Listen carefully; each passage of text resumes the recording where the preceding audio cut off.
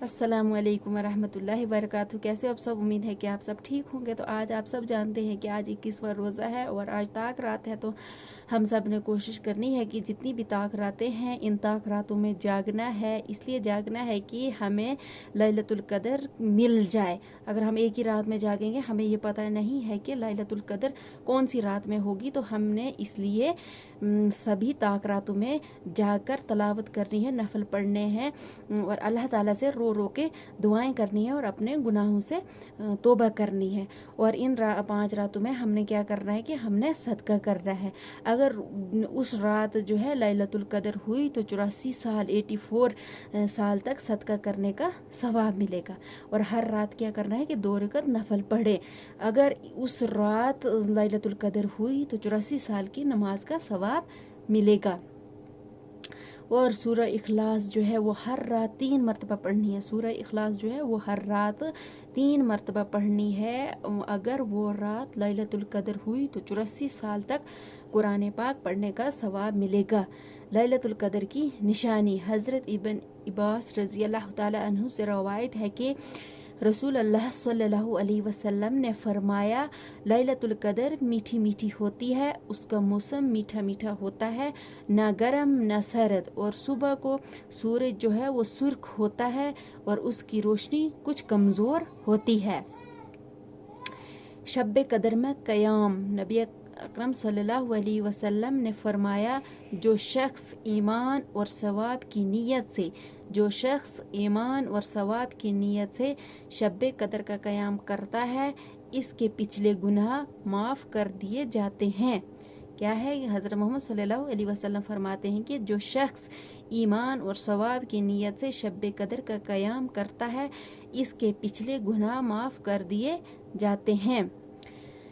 हज़रत अली करमुल्लाह वजही फरमाते हैं कि जो शख्स शब कदर में सूरत कदर 7 बार पढ़ता है अल्लाह ताला उसे हर बला से महफूज फरमा देता है। अल्लाह ताला जो है उस शख्स को जो ये सूरत पढ़ता है उसको हर बला से महफूज फरमा देता है। और 70,000 फरिश्ते इसके लिए जन्नत की दुआ करते हैं। और 70,000 फरिश्ते जो हैं इसके लिए जन्नत की दुआ करते हैं। तो हमने खुशी से हम सब ने खुशी से इन रातों में इबादत करनी है, जागना है, इबादत करनी है। कोई मुश्किल नहीं है, सिर्फ 2 घंटे की बात है। 10-11 बजे हम सोते हैं और 2:30-3 बजे जो है हमने फिर से सहरी के लिए जागना होता है।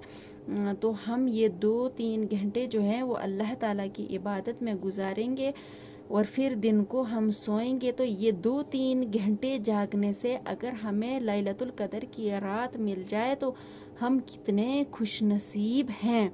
ठीक है, तो इसलिए हमने अपनी नींदों को इन रातों में कम कर देना है, क्योंकि ये साल में हमें एक बार ही मिलती हैं। बाकी तो आगे पीछे हम सोते ही रहेंगे।